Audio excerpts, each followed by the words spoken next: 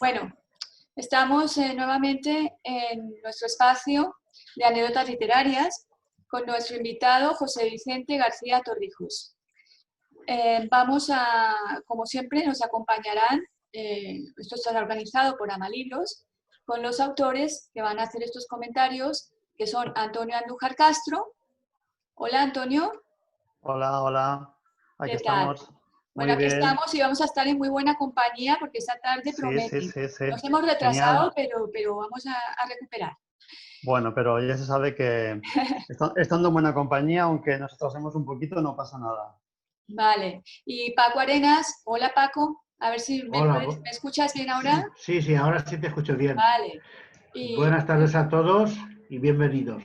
Muchas gracias por asistir. Y a nuestro super invitado, a José Vicente. Es el protagonista de hoy. Hola, José Vicente.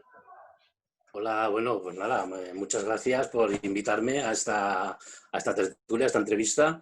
Gracias a todos por asistir y nada, a ver, esperemos que sea una tarde entretenida. Muy bien, pues claro que sí. Vamos, yo te conozco a ti de realmente hace muy poquito tiempo, ha sido en este mismo año.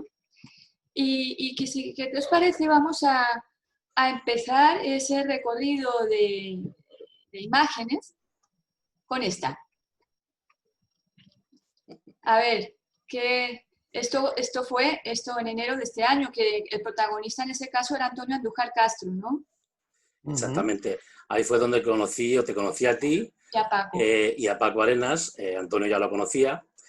Y nada, la verdad es que fue, bueno, yo es que en realidad nunca había asistido a una presentación de Antonio. Fíjate que ya nos conocíamos hace algún tiempo, participamos juntos en los Hombres Fascinantes, incluso habíamos filmado libros de los Hombres Fascinantes, habíamos hecho una presentación, pero una presentación suya, un libro suyo nunca había ido, ¿no?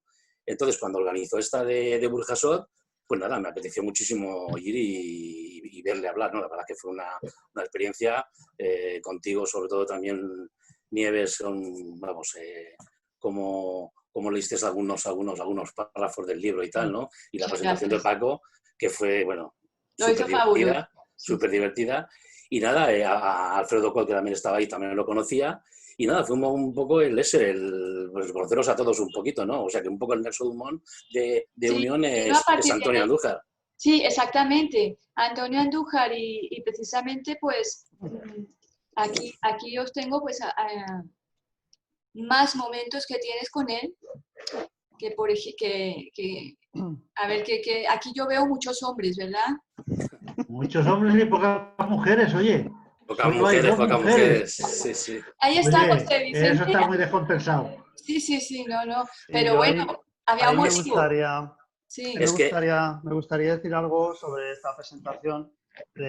Bueno, ahí es cuando yo conozco a José Vicente García y es en la presentación de los 30 hombres fascinantes en la historia de Valencia con la editorial Alvinatea. Y bueno, recuerdo que no nos conocíamos de nada. Ese es un proyecto de la editorial donde 30 escritores valencianos escribimos sobre 30 personajes históricos de Valencia. Y ahí fue en realidad donde yo conocí a José Vicente, fue un placer. Además coincidimos sentados juntos en aquellas butacas entre los 30 hombres y a partir de ahí ya fue un seguimiento de mí hacia sus obras y un poco y viceversa, ¿no? Entonces, pues lo que no sabes es que encima subimos juntos en el ascensor. ¡Anda! Sí, subimos juntos en el ascensor. Sí. También.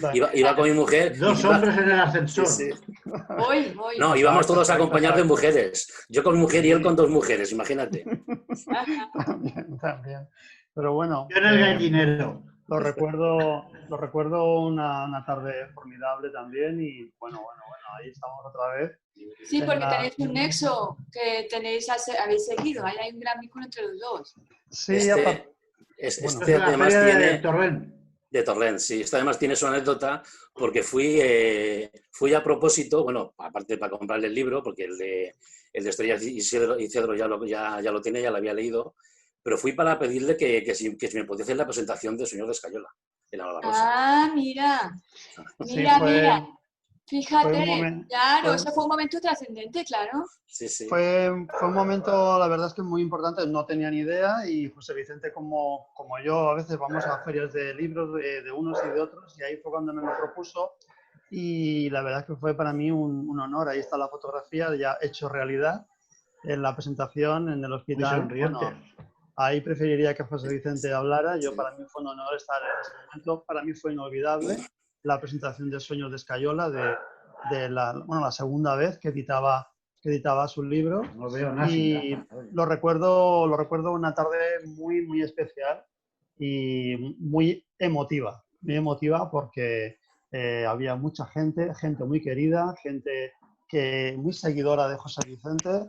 A José Vicente es fácil seguirle porque no te conquista con sus libros, te conquista con su forma de hablar y su espontaneidad y su naturalidad. Y bueno, pues con lo que me esa engancho, ¿no? presentación yo la hice fue un gustazo para mí, de verdad, estar ahí. En ese lugar para ti, que bueno, si quieres tú aportar algo del lugar, lo dejo en No, tus está bien. manos, pero fue... Sí, no, sigue. Sigue. Bueno, muy emocionante. Aparte recuerdo que estaba su mujer, estaban sus hijas. Fue de que Creo que el audio la no sala fue te... impresionante. Sí, fue una presentación, la verdad que, bueno, muy, muy especial, ¿no? Es verdad que era la segunda vez que la hacía, porque, bueno, ya sabéis que la primera edición de Señor de Escayola apareció en 2015, y en la primera, es que yo he tenido dos presentaciones de lujo, o sea, he hecho dos presentaciones de Señor de Escayola, me he hecho muchas más, pero las dos principales, además que las he hecho allí en el sanatorio, en lo que era el sanatorio de Navarrosa, o el hospital de Navarrosa. La primera me la hizo Elena Torres, y la segunda me lo hizo Antonio Andújar, o sea que imaginaros el lujo que supone estas dos presentaciones, Sí, sí. encima en un sitio que es pues muy especial, ¿no? Porque es que la trama de la novela está ambientada allí en el sanatorio de la Navarrosa, ¿no? Y ese lugar, el salón circular donde hicimos la presentación, que es el salón de actos de allí del Hospital Navarrosa, pues ya aparece también incluso en la novela, ¿no? Decir, por ejemplo, que en el año que yo estuve ingresado allí en el sanatorio, en el año 69, pues una de las cosas que relato en la novela y que es verdad, pues que de las cosas que son verdad, que no es ficción, pues que bueno, en aquel tiempo, no sé si os acordaráis, que cuando estábamos en un sitio de estos, cuando había el santo o el cumpleaños de algún personaje importante del lugar, pues se le hacían festivales, odas, se le hacían poesías. Pues a mí me tocó, me tocó leerle, bueno, recitarle una poesía a don Álvaro López, que era el director del sanatorio, ¿no? Entonces, o sea, que yo estuve allí pisando ese mismo sitio hace ya, pues, 50 y tantos años, y además eso, que traía muchos buenos recuerdos, ¿no? En esa foto que has sacado, pues estaba con Marilu Vilanova y María José Martínez, que, bueno, son también enfermas de polio. La verdad es que fue genial, o sea, nos emocionaron a todos, a mí el primero, a mí, bueno, no se me cayeron lágrimas porque me las tenía que sujetar, pero fue muy especial, ¿no? También deciros, como anécdota también, que es que, aparte de yo elegir el Sanatorio de Navarrosa para hacer la presentación, por lo que suponía, también porque uno de mis objetivos cuando yo busco algún sitio para hacer presentaciones es que tiene que ser accesible. Porque yo sé que puede ir personas con silla de ruedas o que tiene dificultades para caminar, entonces necesito que sea accesible. Bueno, pues el día anterior, cuando fui a eso para terminar de organizarlo todo, la presentación, me encuentro con que había un escalón así de alto en la tarima. Claro, María José aún se podía apañar andando un poquito y tal, ¿no? Pero Marilú no, Marilú apenas tiene movilidad, ¿no? Entonces imagínate que yo que estoy buscando un sitio para presentar un sitio que sea accesible, busco la Navarrosa, que es un sitio, nada más que hay mucha gente, pues enfermos y tal, ¿no? Y que tiene las reminiscencias que tiene, y me encuentro con que me han colocado un escalón así para el y que ya no se podía quitar. Y nosotros que no somos muy grandes. Pero bueno, al final lo pudimos solventar y, bueno, y al final fue todo muy bien, la verdad es que sí. Pero bueno, son anécdotas, ¿no? Te quería preguntar algo, José Vicente, sobre ya que entramos en materia, sobre este libro, en concreto de Sueños de Escayola, que es el primer libro que publicas, pero ya como segunda vez. Y ya que has adelantado algo del lugar, Me gustaría que si nos puedes hablar un poquito de cuánto tiene de autobiográfico este libro Sueños de Escayola que me he leído y que ya en su día ya te dije mi opinión. Me gustaría saber cuánto tiene de autobiográfico para ti. Tiene bastante, en fin, yo siempre más o menos, por decir algo, digamos que un 50%. 50% autobiografía y el otro 50%, digamos, estaría repartido entre historias que me ha contado gente con la que estuve hablando para elaborar la novela y ficción. O sea, y también tiene bastantes capítulos, bastantes momentos de ficción, ¿no? Porque yo lo que me interesaba era elaborar una historia. Es decir, era pues que al lector la historia que se contaba no era contar mi vida es muy aburrida. Es decir, yo estuve un año ingresado y tengo anécdotas, pero bien es verdad que yo de todas no me acuerdo, yo era muy pequeño, ¿no? Entonces, yo hablé con mucha gente, de hecho tengo grabaciones, porque yo cada vez cuando me planteé escribir la novela, pues yo estuve contactando con diversas personas que o tenían algo que ver con la polio, o estuvieron ingresados incluso allí, incluso personas que estaban trabajando en aquel momento allí, a todos les grabé, yo les pedía permiso y a todos lo grababa. Entonces, con todas esas grabaciones, anécdotas que me contaban, más mis propios recuerdos, más lo que me contaron mis padres, que también hablé con ellos y también me volvieron a refrescar todo lo que ellos recordaban y lo que ellos vivieron, ¿no? Más una gran parte que puse yo de ficción, pues elaboré esa novela, que además no es pequeña, son 500 páginas lo que tiene, o sea que no... Pues bueno, si os parece, vamos a ver estas imágenes.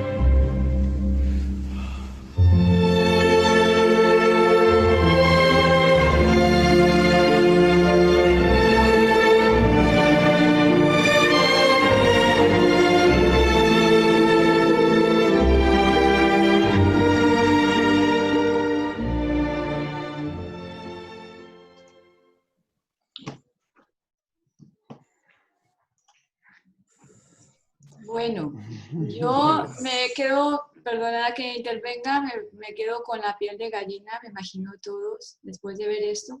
Pero además yo quería comentar que esa música a mí, es que es preciosa, es la caballería rusticana, el intermezzo, que a mí esa pieza me emociona muchísimo y yo la utilicé también en mi presentación de Voces desde el más allá de la historia, porque para mí ese libro supuso una culminación de años de trabajo, como una misión, que creo que es un poco lo que tú te has propuesto. Creo que con este libro, como una culminación de un poco de toda tu vida, ¿no?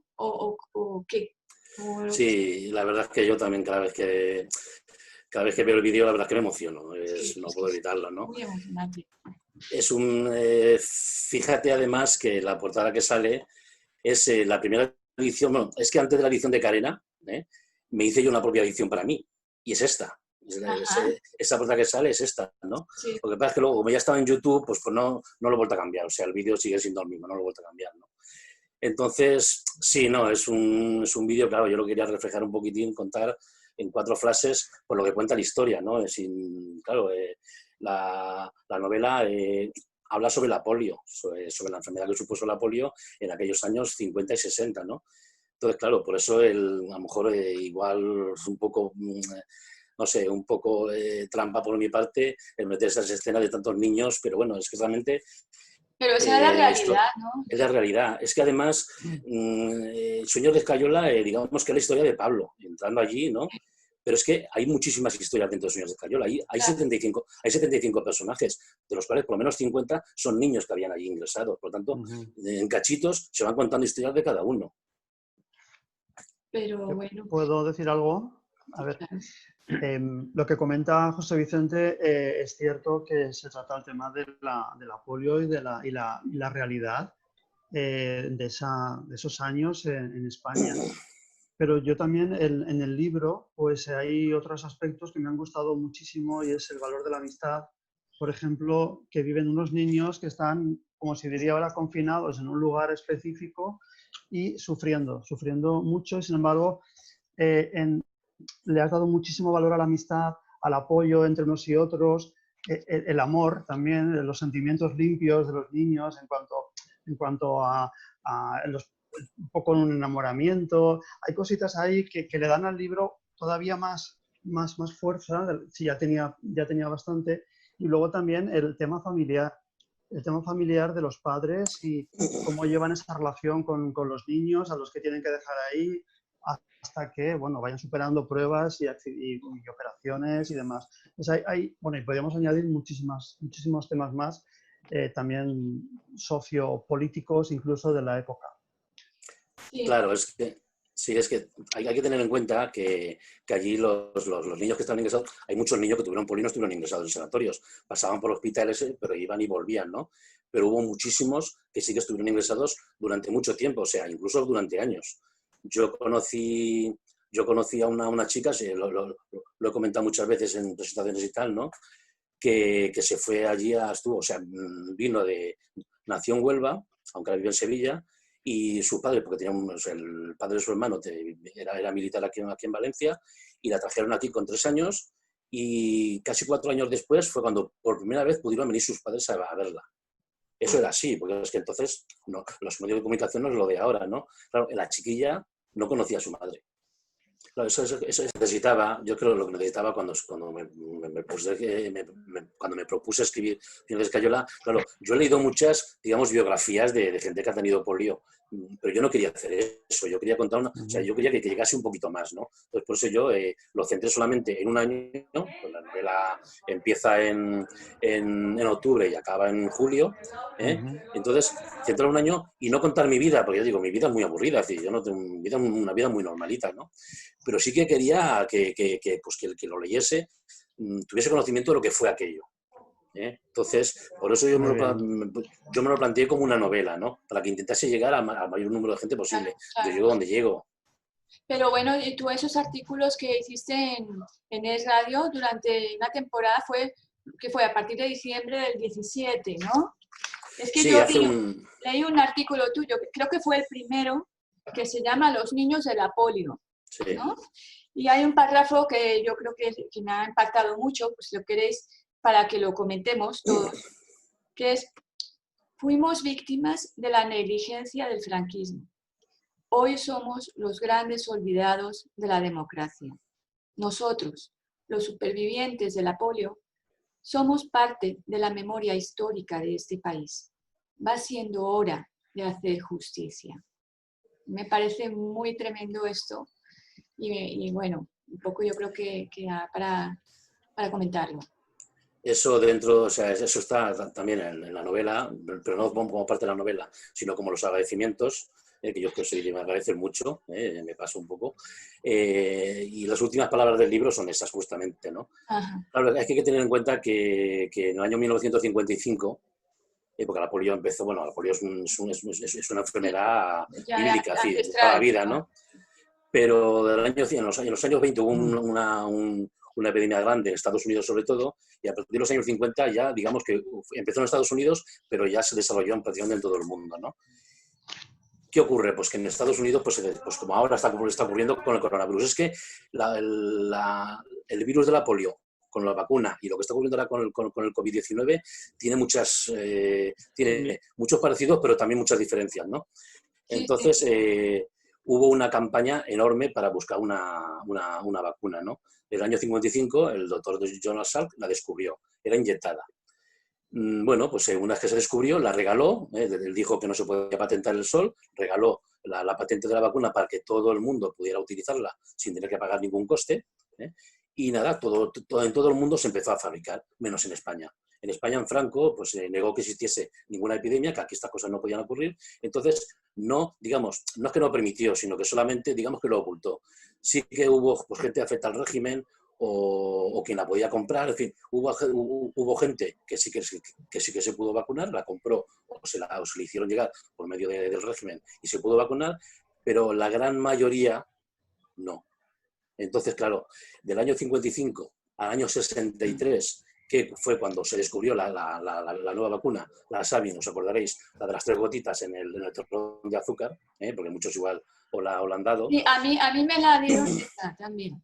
Claro, entonces esa ya, después de una guerra que además tuvieron entre falangistas y militares, pues esa ya se permitió. Esa ya, digamos, que se empezó a distribuir por todo el mundo, pues gran parte de modo gratuito, y digamos que ya la polio ya se acabó. ¿Qué ocurre? Que en esos 8 años el mundo ya estaba libre de polio, pero aquí en España no. Imaginémonos ahora mismo que en esto de la COVID, por ejemplo, pues se descubre una vacuna hoy y hay un país, vamos a poner España, que dice, no, yo aquí COVID no existe. Como dice, por ejemplo, Trump, ¿no? Aquí no existe, no hay que poner vacuna porque no existe. Y pasa 1, 2, 3, 4, y siguen habiendo miles y miles de afectados. En este caso, no como con la COVID, que son sobre todo ancianos los que están muriendo, sino que en el caso eran niños. O sea, el 80-90% de los afectados eran niños. Por lo tanto, hay que tener en cuenta eso, pues la repercusión que tuvo silenciada. Los padres tenían que ir con sus hijos a hospitales, vamos, los médicos sabían lo que había, pero digamos, era un conocimiento silenciado. Claro, imaginémonos... Como si fuese una vergüenza. Claro, no, es que aquí estas cosas en España, esas cosas no pasaban. En el régimen no pasaban. Pero bueno, ahora tampoco os quejáis de que tampoco os hacen el caso suficiente, ¿no? También se os está ignorando. Lo que pasa ahora es que ha surgido, digamos, una cosa que yo lo tengo, es el síndrome postpolio, que son unas secuelas en la cual eso no tiene cura, no hay cura posible, es algo que es eso, ¿cómo se llama? Que va a más, lógicamente, porque no... Entonces, pues, ¿no? Sí. Degenerativo, no me salía la palabra. Entonces, claro, si las autoridades no te atienden en base pues eso, a tratamientos, para pues, rehabilitaciones, medicamentos, digamos una atención un poquito más personalizada, claro, tú te sientes, nada, tú vas viendo, por lo que me pasa a mí, ¿no? O sea, yo hace 5 años, yo iba hace 10 años yo corría. Hace 5 años yo voy con un bastón, y ahora voy con dos bastones. Y no descarto que en breve vaya ya con una silla de ruedas. De hecho, lo tengo solicitado, ¿no? Entonces, claro, esto es algo degenerativo y que está ocurriendo. Y no a mí, a todos los que hemos padecido polio. ¿Sabes? Entonces, claro, las autoridades, digamos, no lo reconocen al 100%. Poco a poco se van abriendo, pero ¿qué ocurre? Que nosotros nos vamos haciendo mayores. Claro. De aquí 20 años ya todos nos habremos muerto, o gran parte nos habremos muerto porque ya seremos viejos, ¿no? Ya estaremos ya no mayores. La polio ya está extinguida, ya no van a haber más casos de polio. Es decir, que es un tema que a las autoridades no les interesa porque es algo que para ellos es invertir en algo que tiene un fin, o sea, que el fin está próximo. Yeah. ¿Sabes? Entonces, claro, esa es la lucha continua de los afectados de polio contra las autoridades y contra la sociedad, ¿no? Que nos hagan un poquito más de caso. Pues yo recuerdo lo de la vacuna que has dicho, que yo es que estaba en Colombia cuando nosotros fuimos aquí era muy pequeña, y yo recuerdo, como aquí dices, que en España se puso más tarde, o sea, en Colombia creo que aún más tarde, porque creo que había buscado información y como que a partir del 75. Y a mí me la pusieron antes, en el año 70, pero por mi madre, porque lo haría porque buscaría ella por privado. Y yo recuerdo aquello porque yo creo que mi madre estaría sensibilizada por algún caso y que conoció seguramente, porque siempre estaba ella con esa cosa de que nos vacunáramos. Y yo recuerdo esa primera vacuna que precisamente hasta a mi madre no le importó que me saltara las clases ese día. Y fui a vacunarme y eran una gotita. una gotita, no era el típico pinchazo. Y claro, eso sí que a mí no me dieron el terrón de azúcar, estaba fatal, pero bueno. Sí, lo del terrón de azúcar era para endulzarlo simplemente. Ya, pues a mí no me lo dieron. Y cuando llegué al colegio me decían los compañeritos, ay, te ha dolido mucho. Y yo, no, si era una gotita. Y me acuerdo siempre me dio el sal. de la anécdota. Sí, mira, ha comentado Carmen, que ella también tiene polio, que ella sí que le inyectaron. Es que también es verdad que no, hubo mucha gente que sí que pudo hacer de alguna otra manera, pero también es verdad que vinieron muchas dosis en defectuosas. De hecho, luego además hubo un rebrote en los años 70 y hay gente que ahora mismo tiene 40 años que tiene polio también. Cuando ya la polio estaba en España, ya se había, digamos, el brote aquel ya se había acabado. Pero, como todo, estas cosas, si tú no mantienes una alerta, tú mantienes una tensión pues, a la hora de distribuir algo, claro, todo, poco a poco se va relajando y en este país ya sabemos cómo somos y se fue dejando. En los años 70 hubo un rebrote grande.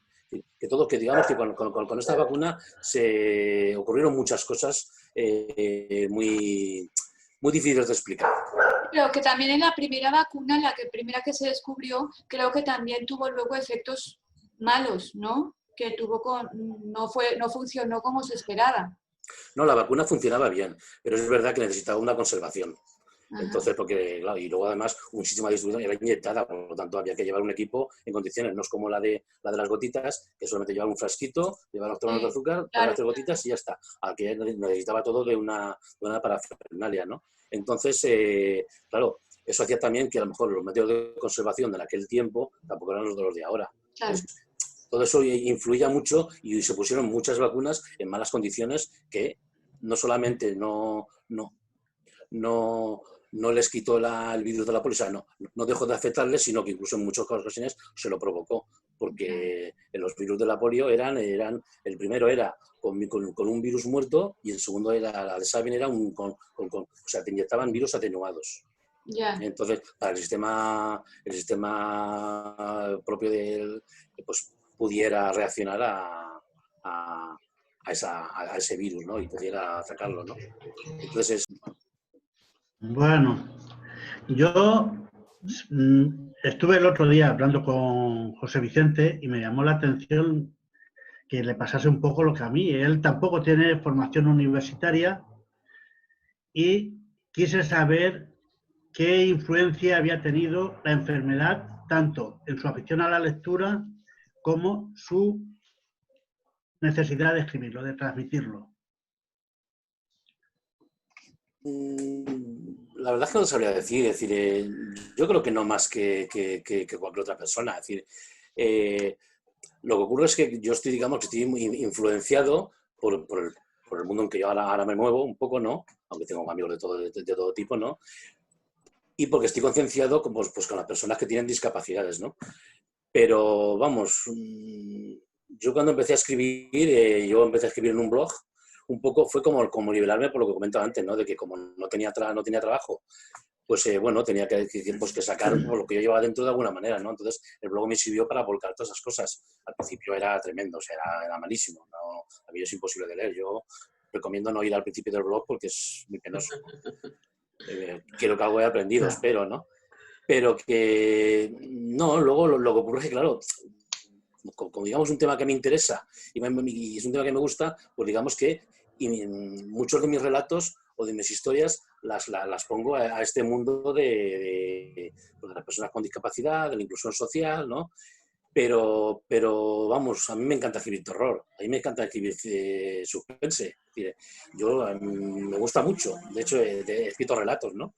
Sobre ese tipo, he participado en las antologías de relatos de terror, ¿no? O sea que no considero que tenga por qué ser, o incluso Cometas cruzando el sol, pues hay un poco de todo. Hay verdad que hay historias sobre personas, digamos, diferentes, pero hay muchas historias sobre la memoria, es un tema que me interesa mucho, el tema de la memoria, ¿no? No sé. Yo creo que a mí lo que me gusta ahora mismo ya es la literatura en global, ¿no? Me gusta escribir y me gusta contar historias sobre todo, ¿no?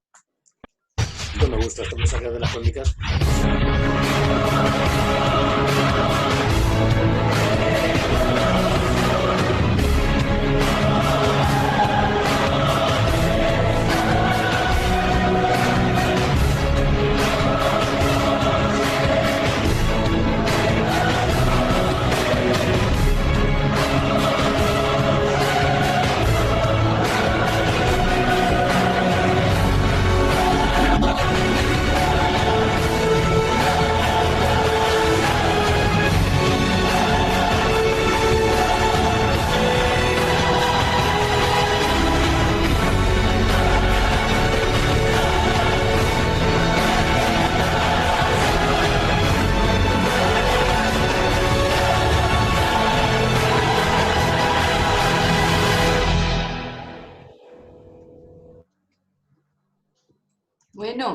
Esto un poco al hilo de lo que estaba hablando José Vicente, de que escribe sobre muchas cosas. Y bueno, a mí, como hemos hablado antes del tema del COVID y tal y cual, yo conozco que en estas imágenes que habéis visto de este vídeo, nos hacen pensar que esto es de ahora, ¿no? Pero esto es de 2012, ¿no, José Vicente? Sí, este es de 2012. Es que yo entonces participaba en un grupo que se llamaba Los Jueveros. Bueno, sigue, ese grupo sigue existiendo, ¿no? Aquí, por ejemplo, está Leonor que participa y creo que Lola San Martín también ha participado en alguna ocasión, ¿no? Bueno, esto fue un proyecto que nació dentro del grupo de Los Jueveros, ¿no? Porque Los Jueveros, pues, que no conozca es, nada, alguien propone, somos muchos, incluso de los dos lados del Atlántico, alguien propone un tema y se escribe sobre ese tema. Cada uno lo que proponga, ¿no? Puede ser una idea, puede ser una foto, puede ser, en fin, lo que cada uno proponga, ¿no? Entonces, alguien propuso, cuando yo estaba ahí, alguien propuso escribir sobre el fin del mundo, porque es el año 2012, era en enero, y el 21 de diciembre de 2012 es cuando los mayas predecían el fin del mundo. Entonces yo escribí, para ese jueves, un poco exagerado, escribí tres microrelatos y más el prólogo de la historia. Y bueno, me gustó a la gente también, ¿no? Entonces lo que hice fue proponer a todos los pueblos y a la gente, bueno, por medio del blog, propuse que el que quisiera aportase una historia corta, lo más corta, bueno, corta, algunas un poquito largas, pero bueno, un relato sobre el fin del mundo, pero el fin del mundo venía por una pandemia. No venía porque algunos decían, no, es que y el sol se evapora y tal y cual. No, una pandemia. Una pandemia es lo que provoca el fin del mundo. Desde el 21 de diciembre de 2012, el fin del mundo llega, porque es lo que dijeron los mayas y es lo que yo planteé en la historia, ¿no? Hay una trampa porque al final no acaba el fin del mundo, hay un paréntesis, pero bueno, pero el planteamiento era ese, ¿no? Entonces participaron 22 autores y 44 relatos diferentes. Yo también participé con varios, ¿no? Fue algo que yo pues lo planifiqué yo, lo hice yo. El vídeo lo monté yo, hice una página web, un blog, que el blog se puede visitar, ¿no? Y se puede descargar el libro, bueno, el libro lo tengo aquí. Es este.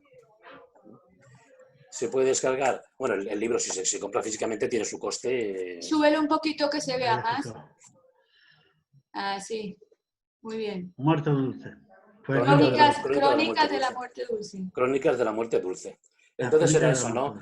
Lo que contaba la historia, la historia, cada uno contaba la historia que quería. Es decir, hay relatos de terror, hay relatos muy sociales, hay relatos, yo qué sé, de suspense, o sea, hay un poco de todo, ¿no? Simplemente es contar, cada uno que podía contar la historia de cómo afrontaba ese final.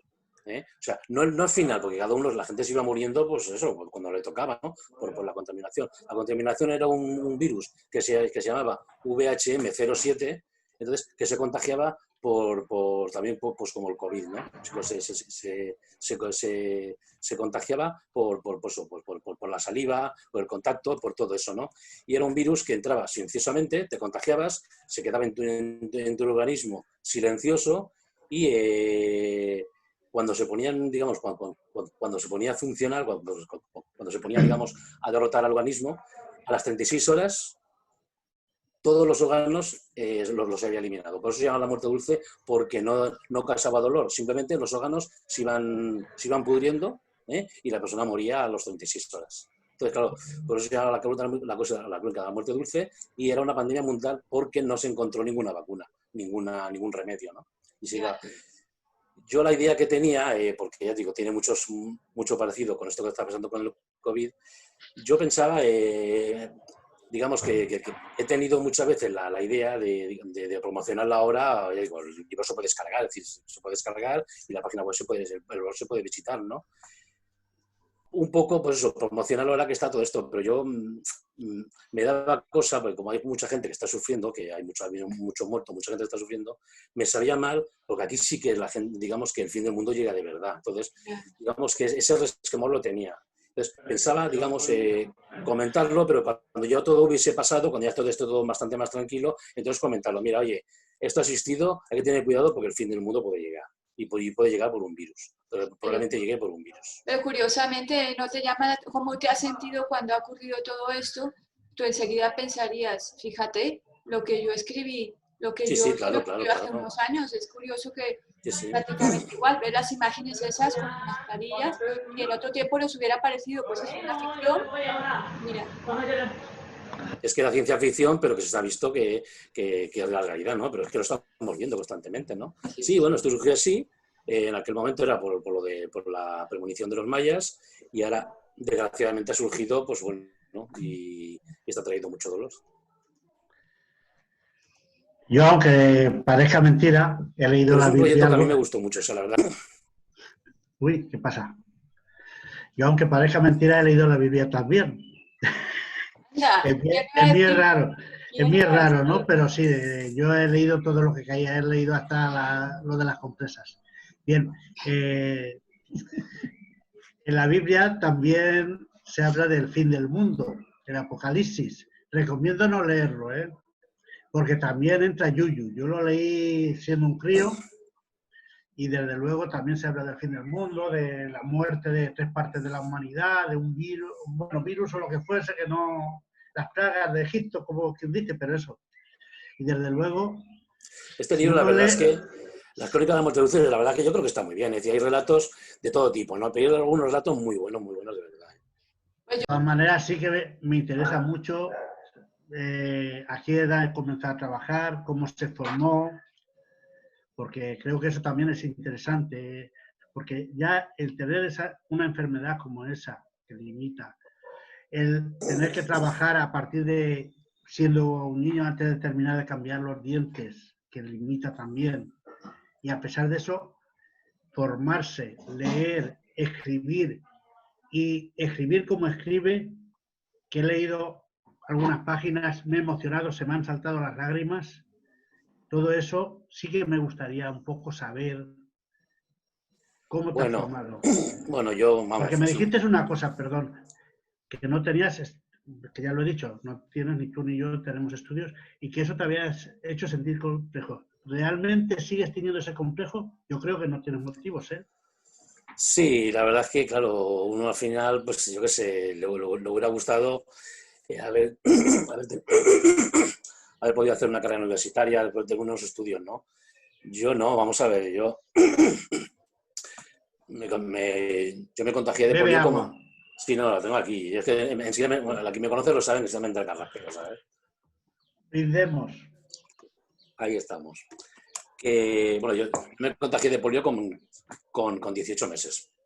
Entonces, claro, ya fueron muchos meses, varios años en Madrid, yo nací en Madrid, de hospital en hospital, ¿no?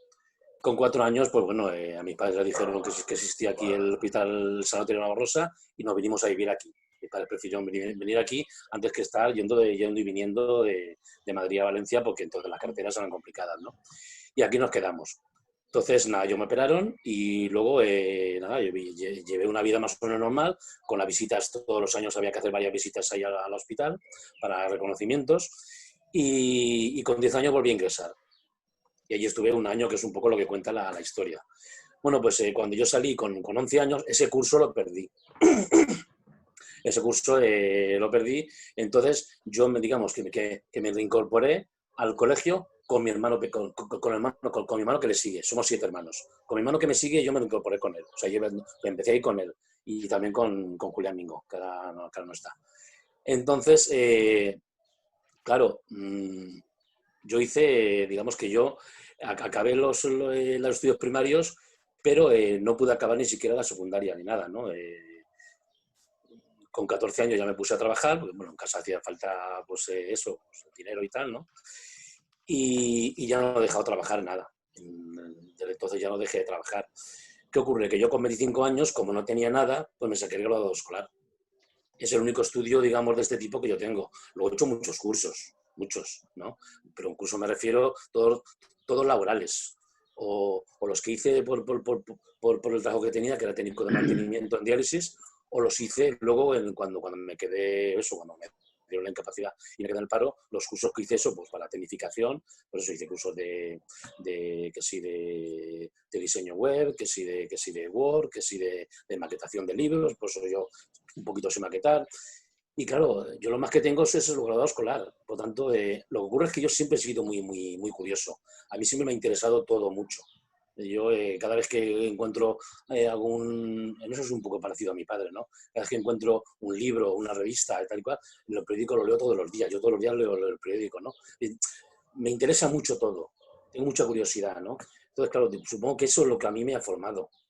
Y como he leído mucho y sobre todo me ha gustado mucho el cine, yo creo que todo lo que yo he recogido de tanto leer y de tanto ver cine, porque además yo el cine lo absorbo, pues digamos que eso es lo que a mí me ha servido un poco para yo poder elaborar historias. Pero bueno, y has elaborado historias que has ido coleccionando muchos galardones porque escribes y enseguida, o sea, has hecho muchas cosas, es lo que yo veo. Y además veo también que has en Clave, la Asociación Valenciana de Críticos Literarios y Autores, has estado galardonado y concretamente hace 2 años obtuviste el segundo premio. Y es que a mí en Clave yo pues estoy desde enero en esta asociación en la junta directiva. De hecho, Juan Luis Bedins, el presidente, iba a asistir hoy, creo que no habrá podido, pero sí que tenía la idea.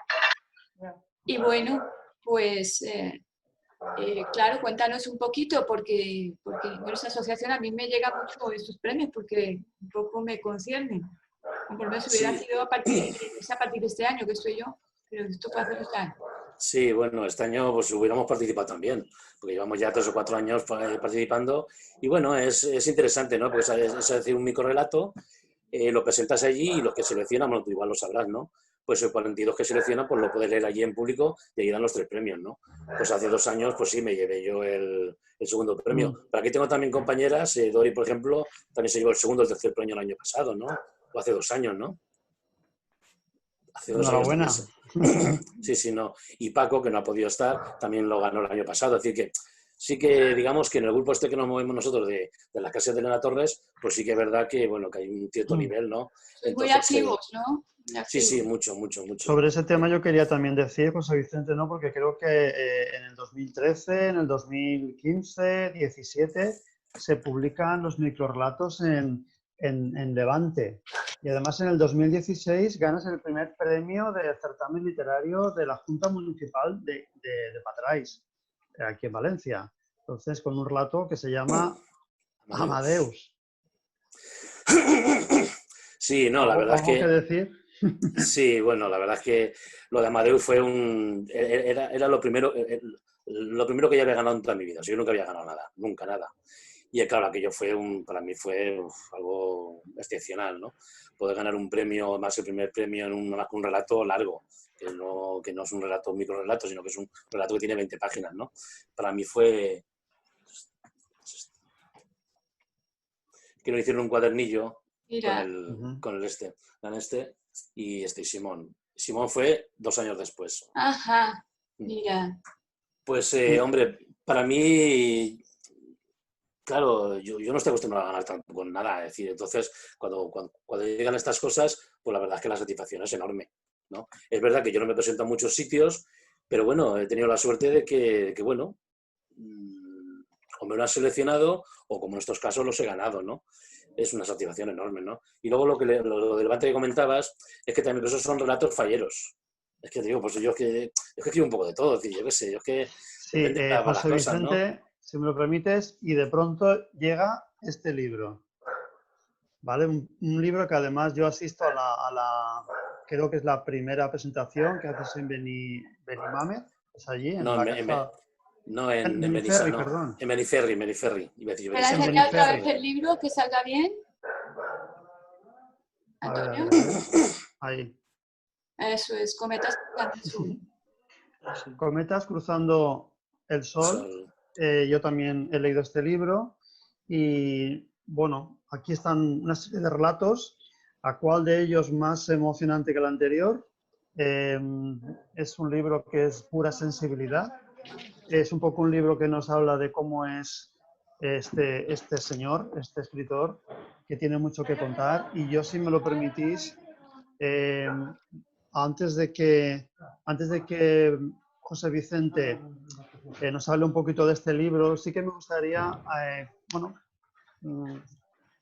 deciros la reseña que yo escribí sobre este libro. Estoy aquí otra vez. Hola, Paco. Hola, Paco. ¿Vale? O primero quieres tú, José Vicente, decir algo sobre el libro y luego os leo la reseña que en su día hice sobre este libro. No, lo que quieras. Bueno, sobre Cometa cruzando el sol, partí un poquito, no sé, de casualidad, ¿no? Porque es que, claro, como yo me tiré varios años con el conflicto con Carena, con el señor de Escayola, pues digamos que estaba muy centrado en ese tema, ¿no? Entonces no me decidí a sacar nada nuevo. Pero yo seguía escribiendo relatos, entre ellos, pues eso, lo de los premios estos, ¿no? Que había ganado, ¿no? Claro, yo me di cuenta un día que tenía muchos relatos que tenían un nexo en común, o podríamos decir dos, ¿no? Que son los que antes hemos hablado, que a mí me interesan, ¿no? Que son los de la inclusión social, las personas con discapacidad, ese tipo de tema y la memoria. Entonces, digamos que los reuní allí, ¿no? Porque yo vi que tenía muchos relatos, entre ellos estaba Amadeus, entonces estaba Simón, el de Juego de Palabras, que es el que sale un poquitín de todo el resto, ¿no? Que es el que cierra el libro, que es, digamos, más ligero. Y claro, al darme cuenta yo de que tenía muchos relatos que yo creo que tenía una cierta calidad, ¿no? Y que yo creo que podían gustar, pues me decidí a elaborar este libro, ¿no? Son 18 relatos, todos ilustrados, ¿no? Entre ellos una ilustración ahí de Paco Roca, luego también hay otra ilustración de este amigo, que además es el que hizo la portada, que ahora no está, se ha ido Julián, pero bueno, ese que dibujó la portada, mi amigo Julián Mingo, que lo conozco desde que éramos así, y luego también he hecho otra ilustración, también hay ilustraciones también de mis dos hijas, y también, sobre todo, me gusta mucho, de dos ilustraciones del Centro Ocupacional de San Marcelino, ¿no? Entonces son unas ilustraciones que yo les doy muchísimo valor, ¿no? Y los relatos, pues es eso, contar un poquitín, pues hablar sobre la memoria y hablar un poquitín sobre las personas, más que las personas, los seres, porque hay un robot, que también es diferente. Si me lo permites, José Vicente, voy a leer un fragmento de la reseña que hice, que ahora le he recordado otra vez cuando la escribí en cuanto lo acabé de leer, y si me lo permitís voy a leer un fragmento para que entremos un poco en materia en lo que es el libro. En su día yo escribí: el autor logra ya emocionar con el primero de sus relatos, y esto ocurre porque lo cuenta él, y de sobra he sabido que este escritor escribe desde el corazón. Adentrarse en los siguientes relatos supone para el lector ir descubriendo esas capas o corazas que aún llevamos a cuestas y permitirnos entrar en el mundo de la naturaleza de las emociones, las que evidenciamos y las que ocultamos. El conjunto de relatos e imágenes no logran más que hacernos meditar sobre tantas realidades que existen a nuestro alrededor, lejos de apariencias y perfecciones, entre comillas, perfecciones, que no nos llevan a nada más que a inventar mundos irreales. La vida es todo y todos formamos parte de ella con nuestras capacidades y nuestros puntos débiles. José Vicente sabe captar la esencia de tantas personas y lo ilustra a través de sus escritos. He leído relatos tremendamente emotivos, desgarradores, relatos de belleza excepcional, relatos de superación, prácticamente todos lo son, relatos que te exploran y te hacen crecer como persona. En definitiva, un libro lleno de aprendizajes. Cometas cruzando el sol no es un libro común, como no lo es su autor, a quien tengo la suerte de conocer personalmente y de quien estoy deseando que siga escribiendo. Y nada, enhorabuena, José Vicente, otra vez te lo reitero. Soy un fiel lector tuyo y animo a nuestros compañeros de hoy que sigan leyéndote y bueno, es un libro fascinante. Aquí lo pongo otra vez porque lo pondría todo el rato porque es que me encantó este libro. Yo, Antonio, ya te di las gracias cuando escribiste la reseña, que la leí, y te la vuelvo a dar. La verdad es que tanto lo que has escrito sobre el señor de Escayola como sobre Cometas, la verdad son unas opiniones, unas reseñas que la verdad es que te llegan muy hondo. Yo te lo agradezco mucho, porque sí, no, son historias que salen del corazón, es decir, son historias, muchas de ellas, escritas a lo largo de varios años, y bueno, yo creo que si logran emocionar, yo estoy satisfecho. Al fin y al cabo es el- logran emocionar y además cuando acabas un relato es que no puedes avanzar al siguiente, a mí me pasó, sin hacer una pequeña reflexión de lo que has leído, del fondo de lo que has leído, porque el siguiente relato te vas a meter de nuevo en otra historia muy profunda y conviene hacer unos paréntesis, en mi caso, unos paréntesis entre uno y otro para digerir todo lo que habías escrito, que bueno, ya lo he dicho, es excepcional.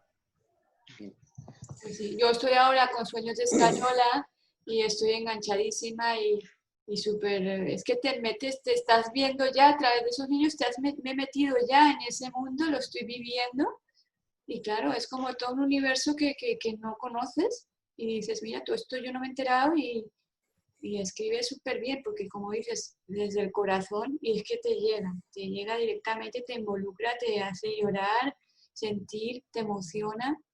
Tienes eso, una forma de escribir y de hacer sentir muy especial. Y luego yo también soy fan. Yo creo que todo eso viene porque como me gusta mucho el cine, me gusta describir para que la gente lo vea. No lo lea, sino que lo vea. Yo creo Exacto, que es lo por eso. ves, es que consigues que lo veamos, lo haces Yo creo que así, es por eso. de Yo esa creo que manera. esa es digamos, mi otro yo cinéfilo. Entonces yo creo que es lo que trato de plasmar. Pues ¿tenéis alguna pregunta más? Yo creo que ya los he puesto, no sé si falta alguien por el audio. Antonio. Tal vez, ¿cuál es tu próximo proyecto? Mi próximo proyecto estoy con él ahora. La verdad es que me ha costado mucho, porque llevo muchísimo tiempo dándole vueltas, no me decidía. También es verdad que este ha sido un año, entre el año pasado y este, muy intenso porque saqué la segunda edición de Señor de Escayola, más los cometas, y no me decidía, pero bueno, ya me he echado la mochila arriba. Y nada, estoy escribiendo, he cogido 2 de los personajes de Señor de Escayola y los he puesto actualizados.